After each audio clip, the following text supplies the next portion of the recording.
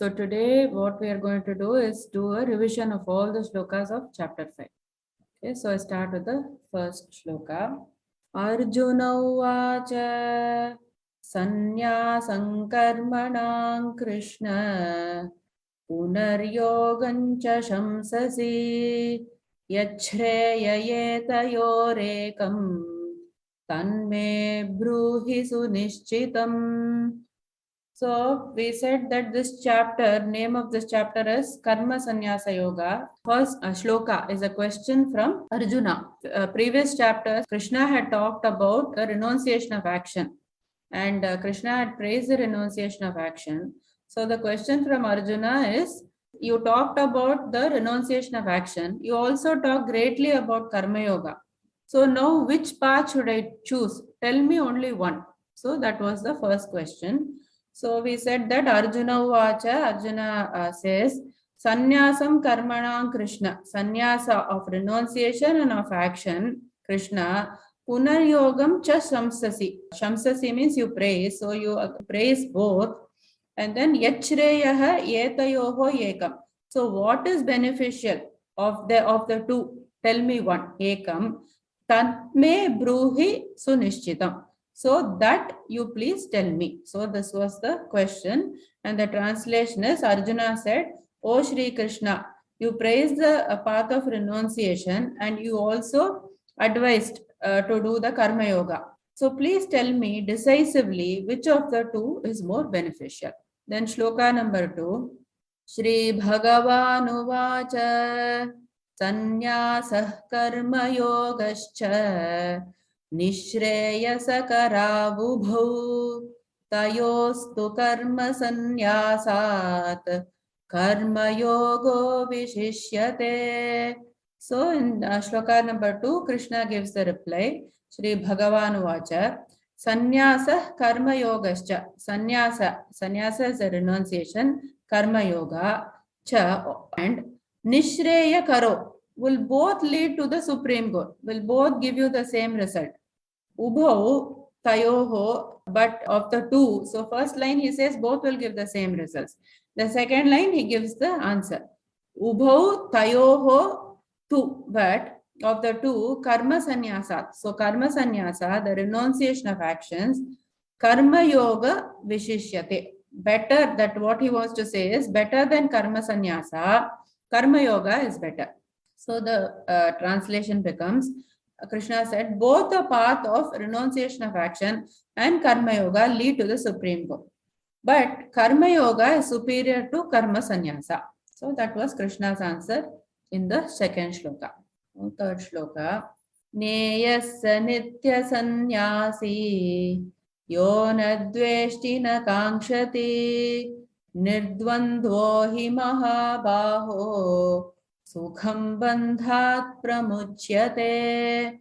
So here he says, in this shloka, he said that karma yoga was better. So now he says, so why karma yoga? So he says, Nyayasya nitya sannyasi. So Neyaha should be considered that person who nitya sannyasi. Always he should be considered a sannyasi. That means he is practicing renunciation. Yaha na dveshti na kankshati. Yaha, that person, what does he do? He never hates nor he desires. Goes away from the likes and the dislikes. Nirdvandaha, he mahabaho. Nirdvandaha means he is free of dualities. Mahabaho, the mighty armed one, Arjuna. Sukham bandhat pramuchyate. Sukham, very easily, bandhat, from the bondage, pramuchyate is liberated. So what is the main goal? Is for us to get liberated.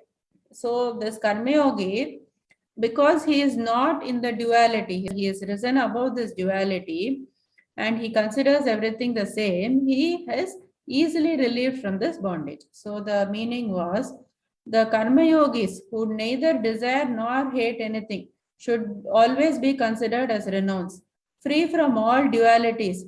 They are easily liberated from the bonds of this material world. Okay. So shloka number 4. Sankhya yoga prithak balaha pravadanti na panditaha ekam apyasthita samyak ubhayor vindate phalam. Then here in shloka number 4 and 5, he will say that Karma Yoga and Sannyasa have the same results. And the people who think that they give different results, they are the ignorant people. Like that he is going to say. So Sankhya Yogo Pritak Balaha. Sankhya, which we said was a sannyasa, and the yoga, which referring to the Karma Yoga, Pritak Balaha. Pritak meaning different, Balaha meaning the ignorant people. Say pravadanti, they say that this is both are two different paths and this is going to give you two different results. So na panditaha ekamapi astitaha samyak. So the panditas, what do they say? Ekamapi astitaha means that is situated as astitaha samyak, but you have to be completely situated in that path. Then what happens? Ubayoho vindate phalam. So they get the results of both. Pandits or the wise people, they know the truth. But the ignorant people think that these are two different paths. So that was shloka number 4. The meaning is only the ignorant speak of the renunciation of actions or karma sannyasa and the karma yoga is different. Those who are truly learned say that by applying ourselves to any of these paths, we can achieve the results of both. Now shloka number 5. Yat sankhyaif prapyate sthanam tat yogairapi gamyate ekam sankhyamcha yogancha yaf pashyati sa pashyati. So he said that he is continuing with the same topic from shloka number 4. Yat sankhyaif prapyate sthanam. Whatever stage or whichever place you reach by means of the sankhya or this karma sannyasa, tat yogaihi apigamyate. So that is also attained by these karma yogis. Ekam sankhyancha yogancha.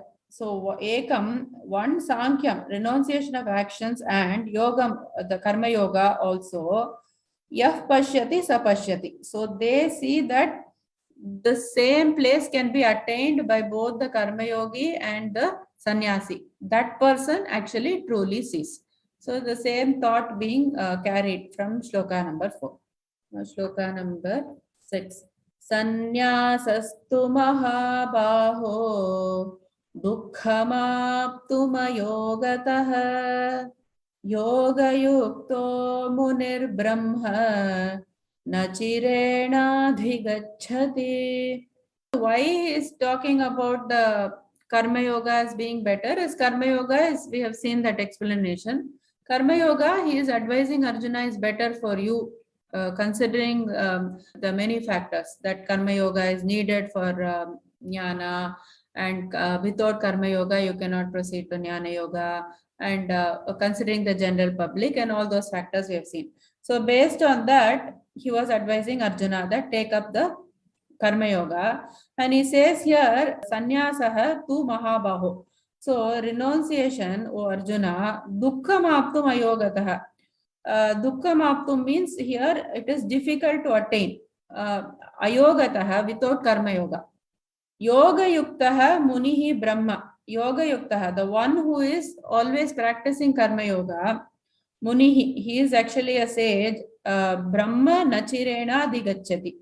So Brahman, so he will go to the Brahman. Nachirena means quickly and adigacchati means he will go. So this person who is doing the karma yoga properly, samyak, he mentioned that word, he has to be firmly established in the karma yoga path. Then quickly he will get the purity of mind. We saw that we should do karma yoga to get the purity of mind. So he will do the karma yoga, and then he will, when he goes to the jnana yoga, everything will be absorbed quickly and he'll quickly go to the Brahman. That's what Krishna is saying here. So the meaning becomes, perfect renunciation or karma sannyas is difficult to attain without performing karma yoga. O mighty am Arjuna, but the sage who is adept in karma yoga quickly attains the Brahman. Now shloka number 7. Yoga yukto vishuddhatma vijitatma jitendriyaha sarvabhutatma bhutatma kurvannapi na lipyate. So here he says, karma yogi, how he will get the Brahman. That is what is explained in this shloka. What does this person do? Yoga yuktaha. It is, he is in doing the karma yoga, vishuddhatma. and he is having the purified intellect and Vijitatma.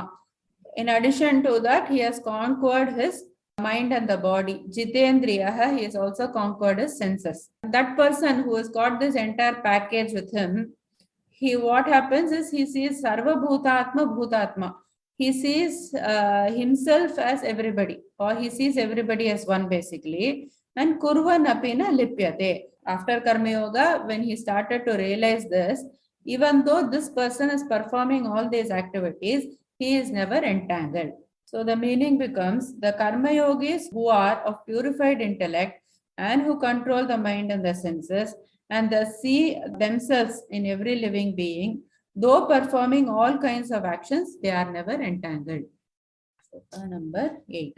Naiva kinchit karomiti yukto manyeta tattvavit pashyan shrinvan sprishan jigran ashnan gachan swapan shwasan pralapan visrujan grinhan unmishan nimishan api indriyani indriyatheshu vartanta iti dharayan. So we said shlokas 8 and 9 must be read together. Here he is talking about the jnani. In 8 and 9 he talks about the person who has attained the jnana. So what does this person do? He basically says that this person thinks I am not the doer. He knows that his Atma is different from whatever the sense organs that are acting on the sense objects. So he gives some examples. Na eva kinchit karomi iti.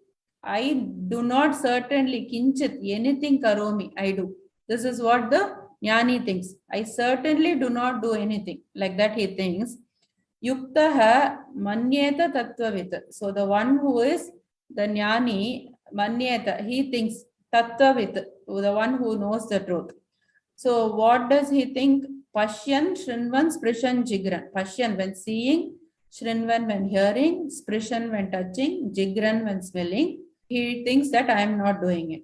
Then Ashnan, Gachan, Swapan, Swashan. So Ashnan means he is eating, Gachan means moving, Swapan means he is sleeping, and Swashan means he is breathing. Then Pralapan, Visrujan, Grinna. Pralapan is he is talking. Visrujan means he is excreting. Grinnan means he is accepting with his hand. Unmishan, Nimishan api. He is opening and he is closing his eyes. Then what does he think? Indriyani, Indriyarteshu. That's the most important thing. The Indriyani means the senses. Indriyarteshu. So they are going in the sense objects. Vartante iti dharayan. So Vartante means it is moving. Iti dharayan. He is convinced. So the senses are only moving towards the sense objects. I am not actually concerned with this. Like that he thinks. So this is the quality of the jnani. So the meaning becomes those steadfast in the truth always think I am not the doer. I do not do anything. Even when engaged in seeing, hearing, touching, smelling, moving, sleeping, breathing, speaking, excreting, grasping and opening and closing the eyes. With the light of divine knowledge, they see that it is only the material senses that are moving amongst their objects. Then, shloka number 10. Brahmanyadhaya karmani sangam tyaktva karoti yah lipyatena sapapena padmapatramivambhasa. So here he says that shlokas 10 to 12 will talk about karma yoga again. What does he say here? Brahmani adhaya karmani. So this karma yogi, what does he do? He dedicates all his adhaya. He dedicates karmani. All his actions he will dedicate to God. Sangam tyaktva karoti. This sangam tyaktva, these words will be repeated in shlokas 10 to 12. These are the two keywords. Sangam means attachment. Tyaktva means he abandons. So this is karma yoga basically. Sangam tyaktva karoti yaha. So he is performing all his duties in this way and he is dedicating everything to God. Lipyate nasa papena. So because of that, what happens? Nothing touches him. This papa and the punya is not touching him. And mainly here he says papena and padma patra iva ambasa. Like how he wants you to visualize is like in a lotus leaf. When the water is there, how it will be separate from the lotus leaf, you will see it moving, like it is not sticking at all. Like that your karmas will be when you are doing the work in this way. Then the meaning becomes those who dedicate their actions to the God, abandoning all attachment, remain untouched by sin, just like a lotus leaf is untouched by water. Now, shloka number 11. कायेन मनसा बुद्ध्या केवलैरिन्द्रियैरपि योगिनः कर्म कुर्वन्ति सङ्गं त्यक्त्वात्मशुद्धये. So here again he says kayena manasa buddhya. So this person is only acting with his body, mind and buddhi. That is, he is acting. Of course, he is using all these faculties. Kevalehi indriyarepi, also the indriyas. And yoginaha karma kurvanti. So that way he is performing his activities by the use of all these faculties. But what he does, sangam tyaktva, again the same word, sangam tyaktva, he is left his attachment. And he is doing for only one goal. What was his goal? Here in Karma Yoga, the goal is the purification of the mind. So for the purification of the mind, he is doing it. He is not doing it for the result or for other people to say what a great person he is. Or he is not doing it to get like a super great results and get promotions. He is not doing. He is only doing things to get the purity of the mind. The meaning is the yogis, while giving up the attachment, perform actions with their body, senses, mind and intellect only for the purpose of self-purification. Shloka number 12. Yuktah karma phalam tyaktva shantimapnoti naishtikim ayuktah kamakarena phale sakto nibadhyate. Here same topic he continues. So he says, what is the phalam? Okay, I am doing without attachment. So what is the phalam I am getting? Most often what happens is you are doing so many things, you are very busy, you are very occupied, you have most of the things in life, but the peace of mind is not there. That is something that is eluding everybody. So the phalan, what he says is shanti mapnoti. This person, yukta karma phalan tyaktva. So this person who is doing the karma yoga, karma phalan tyaktva, again the same repetition, given up his karma phalan, shanti mapnoti naishtikim. He gets this everlasting happiness, not the small bouts of happiness. So he will get the everlasting happiness. That will be your phalan.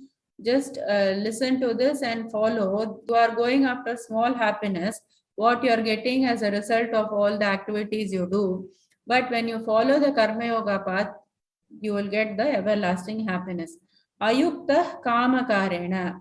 Then he tells the bad consequences. Okay, person, okay, you do your activities, but I am going to tell you the bad consequences also, which is ayukta. The person who is not doing karma yoga, kamakarena, he will be impelled by desires. Desire will be your only motivation. I want this, I want this, I want this.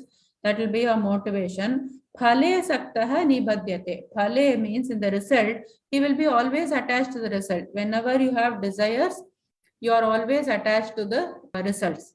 And nibhadyate. Because of that, he becomes entangled. So this will be your consequence if you are not following the karma yoga.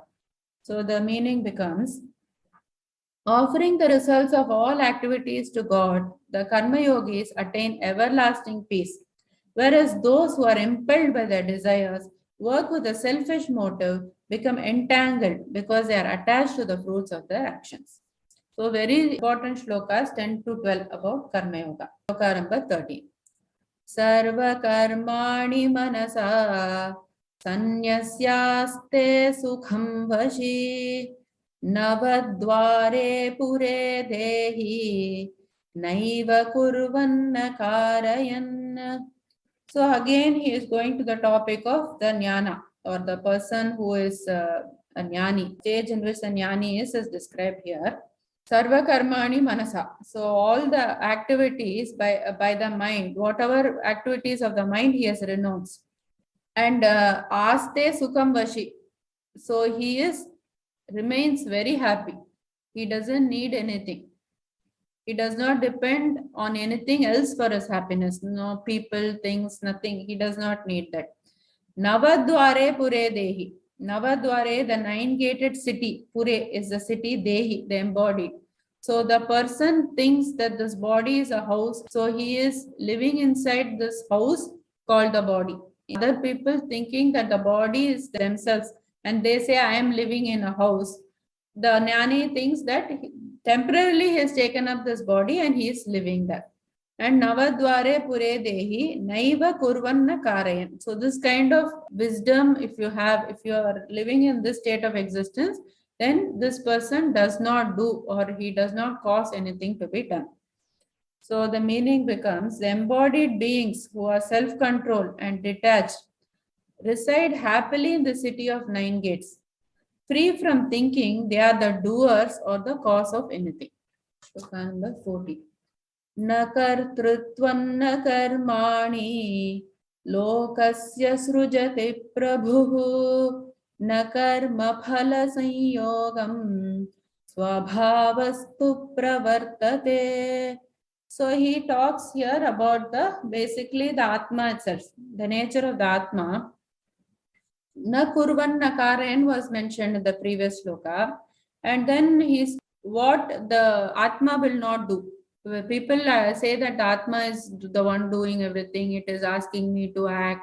It is telling me to do this. I did not want to, but they misunderstand that everything is coming from the Atma. Here he clarifies. Na kartrutvam na karmani. Neither kartrutvam, sense of doership, is there for the Atma. Na karmani. That means the actions. Also, karmani is interpreted as objects also. Karmani can also be interpreted as objects. So all these things, lokasya means referring to the body here. Srijati prabhuhu. Srijati means creates prabhuhu. Prabhuhu means the lord of the body or the Atma. Here the prabhu means the Atma. So these are not caused by the Atma. Na karma phala samyoga. Karma phala, this connection of the karma phala is also the Atma is not doing. But what is actually doing it is swabhavastu pravartate. Swabhavaha, one's nature, or you will say that it is the 3 gunas or the prakriti or the maya. All these words are the same. This very in detail we are going to look into it after chapter 7 onwards. So that is actually the cause of all these things. So don't attribute anything to the Atma. Swabhavastu pravartate, it is enacted by this only. That is what he is saying here. So the meaning becomes neither the sense of doership nor the nature of actions comes from the Atma, nor does he create the fruits of the actions. All this is enacted by the modes of the material nature or the gunas. So shloka number 50. Nadatte kasyachit papam na chaiva sukrutam vibhuhu ajnanena vritam jnanam tena muhyanti jantavaha. So he says the kartrutvam and the karetritvam, that is doership and causing to do, like that was mentioned in the previous shloka. Now he is talking about the God itself in relation to all these things. So he is saying na adate kasyachit papam. Na adate, adate means to accept. Kasyachit papam. The God does not accept anyone's sin, take responsibility for anybody's merit or punya. Nacha eva sukritim vibhuhu. Yes. So he says here, nacha eva sukritim. So if he did good deeds also, it's up to that person. If he did bad deeds also, actually it's up to that person. Vibhuhu. Here vibhuhu is meaning to the God. Ajnanena avritam jnanam. What is actually happening is there is this jnana and this ajnana, avritam. It is covering this jnana. Tena muhyanti jantavaha. So because it is being covered, people are being deluded. That's what is actually happening. And they are attributing everything to God. First he clarified the Atma is not doing or it's not, responsible for any of these things. Now he says, I am also actually not responsible. He has various definitions. God has various definitions that we are going to see in chapter 7 and beyond. All this is true. Ishvara is the karma phala, what he'll tally the account and everything. Like that is a definition of Ishvara. Because when you look at Ishvara, he has got definitions. But when you look beyond Ishvara, which is the Brahman, in 2 levels we saw, that in that level, I am not doing anything like the Atma, which is not doing anything. Basically, the Atman and Brahman do not do anything, or they are not responsible for any of these things which is happening. It is only the gunas or the Maya or the Prakriti. That's all he wants to say in these two shlokas. So the meaning becomes, the God does not involve himself in the sinful or the virtuous deeds of anyone. The living entities are deluded because their inner knowledge is covered by ignorance. So shloka number 16. ज्ञानेन तु तदज्ञानम् येषान्नाशितमात्मनः तेषामादित्यवज्ञानम् प्रकाशयति तत्परम्. So why he wants to tell all these things is that to get the knowledge. What is happening? You have this knowledge. Actually, everybody has this knowledge. It is being covered. So go and find this knowledge. It is your duty to seek this correct knowledge. So that's what he says here. The cause of all the problems is attributed to this ajnana. So just go and destroy that by seeking the jnana. Jnane natu tad ajnana. So that means he says here, by the divine knowledge, that ignorance of that, yesham nashitam atmanaha. Yesham, whose nashitam, who has been destroyed, atmanaha. They have destroyed. By the knowledge, they have destroyed the ignorance. Tesham adityavat. So that means what happens? There adityavat, like the sun, it illuminates. Jnanam. This knowledge will illuminate like the sun. Like how objects are seen, the objects are already there. But when the light is shown, the objects are seen. Like that, everything will be seen and it will become apparent. Only the knowledge is needed. Prakashayati tatparam. So the whole thing will be illuminated. Like the sun, it illuminates everything. So the meaning becomes, for those in whom this ignorance of the self is destroyed by the divine knowledge, that knowledge reveals the supreme entity. Just as the sun illuminates everything in the daytime. He is talking about the mahima of this jnana and how this ignorance is the cause of all the suffering. So shloka number 17. Tad buddhayastadaatmanah tannishthastat parayanah gacchantya punaravrittim jnana nirdhuta kalmashah. Previous shloka he said, okay, go and get that knowledge. What are the steps? Seek the teacher and all that, you get that knowledge. And then what you do after that, after reading the scriptures and the Upanishads and everything, tadbuddhayaha, you must attach your mind. So this intellect is directed towards this goal. And tadatmanaha. So he is totally absorbed. His heart, mind, everything is absorbed in this Brahman. Tannishtaha. And those who are established, after that he becomes absorbed and then he becomes established and tatparayanaha. And then those people who are totally absorbed, they have achieved everything and they are totally blissful. So those were the steps that Krishna says, that this is what will happen.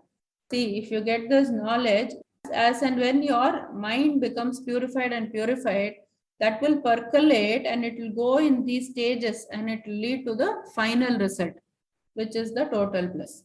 Those whose intellect is fixed on the Brahman, who are absorbed in the Brahman, firm faith in him as a supreme goal, such persons quickly reach the stage from which there is no return, their sins having been dispelled by the light of knowledge. Now shloka number 18. Vidya vinaya sampanne Brahmane gavihastini shuni chaiva shvapake cha pandita samadarshinaha. So in this shloka he talks about the Atma Jnana Swarupam, or the Lakshanam of the Atma Jnanam, or about the Jnani, how his vision will be in the day-to-day living and how he sees the world. That is given in this shloka. Vidya Vinaya Sampanne, so Brahmane. There is a Brahmin who is educated and he is endowed with the knowledge and he is humble. That person, Gavi Hastini, is comparing with a cow, Hastini elephant, Shuni a dog, Cha Shwapake, a dog eater. So all these 5 people are taken, they are put as same. How they are put as same? They look different, they do different things. all that is different. But the Jnani, he sees the foundation of them, which is the Atman or the Brahman itself. Samadarshina, he sees everybody with the equal vision, because we talked about the two drishtis. Basically, if we see the outside, the name and the form only, it is a superficial way of looking, and this is how we are looking at the world. But the Jnani knows that everything is God, everything is Brahman. There is not one thing which is not God. So even though there is apparent differences, like which we see, this is not true in the real sense. Like that knowledge he has. So when that knowledge is there, his behavior also will change in that way. Like if you know that this person is not different from this person is not superior, or this person not inferior. So your way of approaching the world also will totally change because of this knowledge. Okay, the meaning was, the truly learned with the eyes of divine knowledge see with equal vision a Brahmin, a cow, an elephant, a dog, and a dog eater. Number 90. Ihaiva tairjita sargaha yesham samye sthitam manaha nirdosham hi samam brahma tasmad brahmani te sthitaha. So here he says the phalam of samadrishti. So for everything they will give the phalam, so that we can see the end result and then we can strive towards it. So what is the phalam of this samadrishti, and why these people are really striving to get the jnana? What is the real purpose of it? So ihaiva tairjita sargaha. Ihaiva, in this very life, taihi, by them, jitaha, he has conquered, sargaha, he has conquered the cycle of birth and death. Yesham samye sitam manaha, because he is situated in this Brahman, which is actually in equanimity. Nirdosham hi samam Brahma. So when you put your mind on objects which are full of faults, you will only get the results, the faults. Something is not there, you say apple, japa. Apple is going to deteriorate in 2 days. What will be the result of that japa? After 2 days, you cannot see that apple. You have to put it in the bin. So when you are putting your mind on things which are going to perish, like everything else in this world, people, relationships, the objects that we see, the things we have accomplished, all those things are going to go away. Someday it's going to go away. So when you are constantly thinking this is a truth and putting your mind in these things, the results you get are also very like they will also go away. But if you want this long-standing result, that means you have to put your mind on something which is long-standing, which is a Brahman. And that's why he says, Nirdoshami samam Brahma. The Brahman is flawless. So invest your time in this. And it is in equanimity. And tasmad brahmani te sitaha. That is why the wise people, they put their mind on the Brahman even with difficulty. Those whose minds are established in the equality of vision conquer the cycle of birth and death in this very life. They possess the flawless qualities of God and therefore are seated in this absolute truth. Now, shloka number 20. Na prahrishyet priyam prapya nodvijet prapya cha priyam stira buddhira sammudhaha brahmavid brahmani sthitaha. So he says here that quality again of a jnani, we said this is a sita pragnasya lakshanam, where what does this jnani do? Na prahrishyet, he does not rejoice. Priyam prapya, when he gets the best of the things, he is not jumping or he is not rejoicing. And na udvijet, prapya cha apriyam. So he does not, udvijet means becomes disturbed. Prapya cha apriyam. So when he doesn't get what he wants, he does not get disturbed. Or when he is put in a bad situation, he does not get disturbed. Sthira buddhihi asammodaha. Sthira buddhihi, he is of steady intellect. Asammodaha, he is firmly situated in the Brahman. Brahmavit, he has a firm understanding of the divine knowledge. Brahmani sthitaha, so he is established in the Brahman. So asammodaha is actually he is released from the moha or the delusion. So all these words we can actually meditate upon. Na prahrishyet, he is not extremely joyful. Na udvijet, he is not extremely dejected in life. And what does he do? He has a steady intellect. The intellect is not flickering. One day this thing, another day that thing, like that. It is not going from place to place or object to object. Asammudaha, because of the firm establishment of his intellect, his delusion has gone because he knows that only one thing is permanent in this life.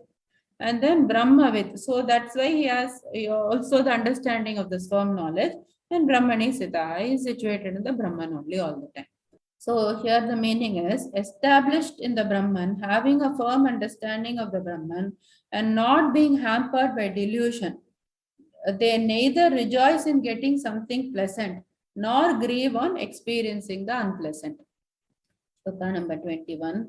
Bahya sparsheshvasaktatma vindatyatmani yat sukham sabrahma yoga yuktatma Sukhamakshayam ashnute. So here we said that these three shlokas are again important, 21 to 23. It talks about the vairagya. It talks about why we should have vairagya and what is the pitfall of going after these worldly things. So bahya sparsheshu asaktatma. So phalam of the vairagyam is the person who is asaktatma, who is unattached from these external sense pleasures, the bahya sparshas, vindati atmani yat sukham. Vindati, he gets atmani sukham. He will be able to sleep peacefully without having think about 101 things. That is what eludes everybody. Everybody says, I have everything in life, but somehow I am not peaceful. So everybody is looking basically for this peace, and why this peace is deluding is because he's saying here, you are too much attached to worldly things. That is why this peace is deluding you. Try to remove yourself from this. So this person who is not attached to worldly things actually gets the real peace. Why the sannyasis, the people who have renounced, are really peaceful and blissful is only because of the fact that they are not attached to the worldly things. Atmani yat sukham Sa Brahma Yoga Yuktatma. So that person who is the one with the Brahman, who is Sukham Akshayam Ashnude. Sukham Akshayam. He just gets this unlimited happiness, not contained, not small intervals, not happiness, sorrow, like that changing continuously. He gets unlimited happiness always. Ashnude, he experiences. So this is the phalam of the Vairagyam. So people will say, why I should struggle so much and do all these things. They are saying the sadhana chatushtayam and all these things. Why should I fast? Why? The real meaning is given here, that if you keep doing, it will be happy for some time, but totally you will not be happy. You will again be unhappy and happy and unhappy and happy. So that will be the cycle. Those who are not attached to external sense pleasures realize divine bliss in the self. Being united with the Brahman, they experience unending happiness. Shloka number 22. Yehi samsparshaja bhogaha dukkhayo nayayevate adyantavantah kaunteya nateshu ramate buddhaha.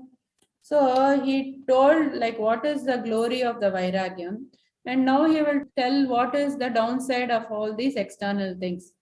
He talks about the swarupam of this external Vishaya basically. Yehi samsparshaja bhogaha. So verily samsparshaja means born of contact with the sense objects. Bhogaha, these pleasures. The pleasures are born only when senses are coming in touch with the sense objects. That is when you experience the pleasure. And dukkha yonaha. So these kind of pleasures that you experience, dukkha yonaha, it is a source of misery. Evate, verily it is a source of misery. Adyantavantah kaunteya. Just know that it has got a beginning and it has got an end. So you must analyze this very thoroughly. You must do the analysis of what really is this true, that it will last forever. Like that, the analysis has to be done. Kaunteya, Arjuna, Nateshu Ramate Buddha. The wise person is not deluded by all these things. He refrains from thinking that there is permanent happiness in any object outside. So that was the meaning of the shloka. So the pleasures that arise from contact with the sense objects, though appearing as enjoyable to the worldly minded people, are verily a source of misery. O Arjuna, such pleasures have a beginning and an end, so the wise men do not delight in them. And shloka number 23, another important shloka. Shaknoti haiva yasodhum prakshariira vimokshanat kamakrodhodbhavam vegam sayuktas sukhi narah. So here he says Shaknoti. So one who is able to ihaiva in this present body yaha sodum to withstand. So the person who withstands what? Praksharira vimokshanat, before giving up his body. That means when he is living, what does this person do? Kama krodo udbhavam vegam. So he is able to like bring down the force of this kama and this krodha, which is driving basically all our actions, that he totally brings down. Saha yuktaha sa sukhi naraha. So this person will be a very happy person. So he is giving us all the paths to this happiness. One, he said, put your mind in the permanent thing, that will give happiness. Remove your mind from the impermanent thing and reduce the force of this kama and krodha, which impels you to act in such ways. And this is what is spoiling your happiness. So here he says, those persons are the yogis who before giving up the body are able to check the forces of desire and anger, and they alone are happy. Shloka number 24. Yonta sukhontararamaha tathantar jyotirevayah sayogi brahma nirvanam brahma bhutodhigacchati. So here what does he say? He talks about the yogi again here. Anta Sukha. He talks about all the qualities of the yogi. Anta Sukha. He's happy within himself. He just keeps emphasizing this point. Happiness only obtained within yourself. Anta Sukha. Within you only the happiness is. Don't search outside. So this person who is a jnani will be Anta Sukha. He'll be happy within himself. Anta Aramaha. He is enjoying with himself only. Tata as well. Anta Jyotihi. He is illuminated by the inner light. The light which he said, like it illuminates like the sun, because he has a knowledge that illuminates everything for him. And Yaha Sayogi Brahma Nirvana. So he has got this Brahma Nirvana or this moksha. And Brahma Bhuta Adhigachati. And then he is united with the Brahman. So those who are happy within themselves, enjoying the delight of the Brahman within, and are illuminated by the inner light, such yogis are liberated from this material existence. Shloka number 25. Labhante brahma nirvanam rishayah kshina kalmashaha छिन्नद्वैधायतात्मानः sarvabhutahiterataha. He talks about the first and the last step of what the sadhaka must take. So labante brahma nirvana. So that is the final step. And then what does he do? We saw the various steps. Rishayaha meaning he has done the listen to the shastras. And we said Rishayaha means the one who has done the shravanam, is listened to the scriptures. And then we said that Kshina Kalmashaha is the person who is purged of all the sins. So how did he purge himself of all the sins? Is because he did the karma yoga. Chinna Dvaidaha means he cleared all his doubts. After the Shravanam stage, he did Mananam and he cleared all the doubts. And then Yatatmanaha, then his mind was also disciplined. Remember, we talked about Vairagya. So his mind was disciplined. Mind is not wavering. He wants to control, he can control. So his mind is very much under his control. And Sarva Bhuta Hiterataha, he will work for the welfare of all the beings because he knows the truth. We saw that Vidya Vinaya Sampanni, he knows that the foundation of all the beings is the Brahman alone, the God alone. So that means he will work only for the welfare of everybody. And then Terataha. So he will get this person will get the first sentence he said, Brahmanadvana. Labante Brahmanma. This kind of person, he achieves this moksha. So the meaning is the holy persons whose sins have been purged, whose doubts are annihilated, and whose minds are disciplined, and who are devoted to the welfare of all the beings, attain Brahman and are liberated from the material existence. Shloka number 26. Kama krodha viyuktanam yatina yata chetasam abhito brahma nirvanam vartate viditatmanam. So here he says, the previous 23 shloka, he talked about reducing the force of the kama and the krodha. And this one person who is a jnani, he totally doesn't have kama and the krodha. Kama krodha viyuktanam. He is liberated from this desire and the krodha, which is anger. Yatinam. He is always striving. Yatinam. Yatachetasam. Got this subdued mind. And abhitaha. So for this person, what happens? Abhitaha. From all the sides, Brahma Nirvana. He is having the light of Brahman from all the sides. Vartate viditatmanam. And exists viditatmanam of the self-realized. So this is the qualities again. So the meaning is, for those who have broken out of anger and lust through constant effort, who have subdued their mind and are self-realized, liberation from material existence is both here and hereafter. 27. Sparshan kritva bahirbahyaan chakshuschaivantare bhruvoh pranapanau samau kritva nasabhyantaracharino. So we said that these three shlokas are introduction to the next chapter, where he is going to get into the topic of dhyana. So what does he say here? He just gives a kind of pointers to what you should do. He says, Parshan kritva bahirbahyan.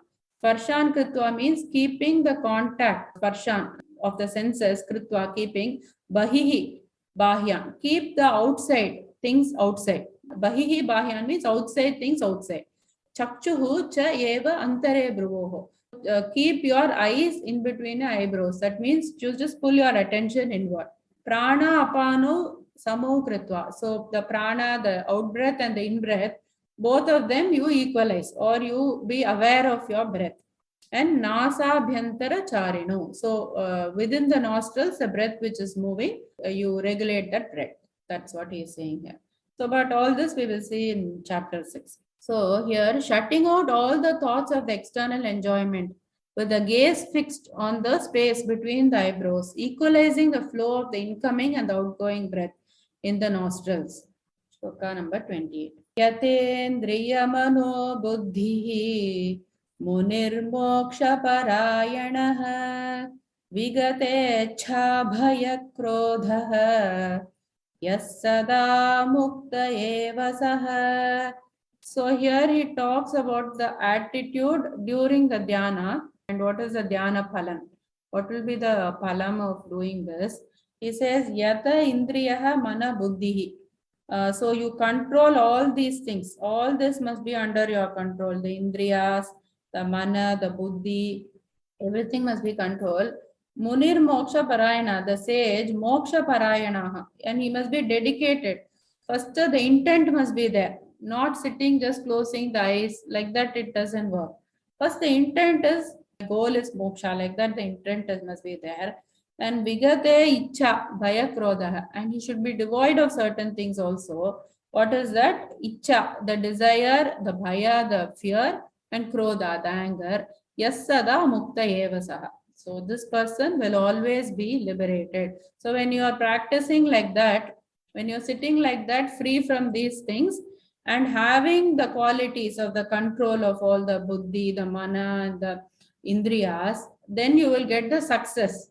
Practicing this, to get into this, all these qualities you have said, you must live your life like this. The rest of the time without dhyana must be like that. Then the dhyana will come into practice. Both the parts are important. And thus controlling the senses, mind and intellect, the sage who becomes free from desire, fear, always lives in freedom. Shloka number 29.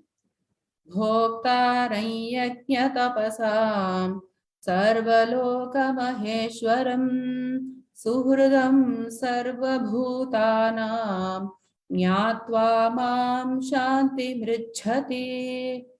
So here he says about God here. Final closing, he talks about himself. Know me in reality.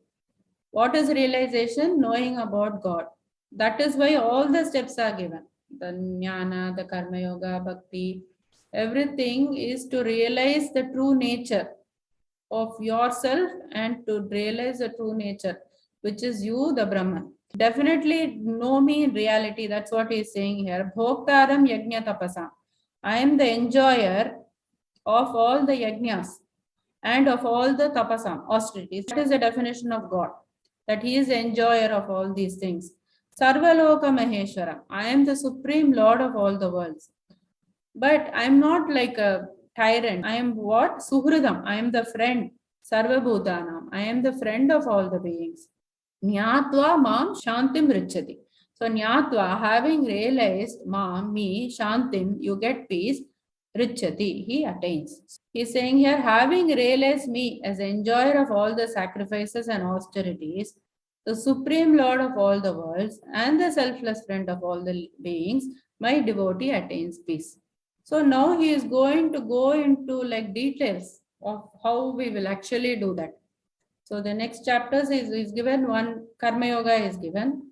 Now all the details of how we can actually know this in reality, all the details are provided. All the other chapters will be very detailed chapters. Lot of details will be there where we will know our philosophy in depth and we can appreciate it and we can relate it when other things are being talked about our philosophy. This will be a very good foundation, the rest of the chapters.